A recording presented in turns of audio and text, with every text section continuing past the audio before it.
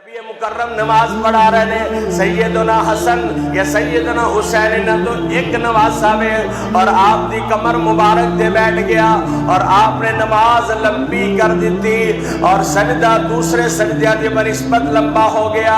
صحابی کہتے ہیں میں اٹھ کے دیکھیا اتنا لمبا سجدہ، مینوں خدشہ لاحق ہو گیا کہ کدھر اللہ دے نبی صلی اللہ علیہ وسلم دی روح برباد ہو گئی، کدھر اللہ دے نبی صلی اللہ علیہ وسلم دے کتے وحی تے نہیں آنی شروع ہو گئی۔ اتنا لمبا سجدہ فرض نماز دا آپ نے کدی نہیں کیتا۔ اور جدو نماز تو فارغ ہوئے آپ فرماندے نے میرا نواسا میری کمر تے بیٹھا، میں کیا میرے نواسے نو بیٹھا رہن دے، میں سجدہ ہی لمبا کر دیتا ہے۔ اور میرے برادر ایتھے ہی بس نہیں، نبی مکرم علیہ السلام اس طرح تشریف لے آئے نے، آپ صلی اللہ علیہ وسلم اپنی جگر گوشہ سیدہ فاطمہ دے نال ہم کلام ہوئے، نہیں میری فاطمہ میرے بیٹے کی تینے۔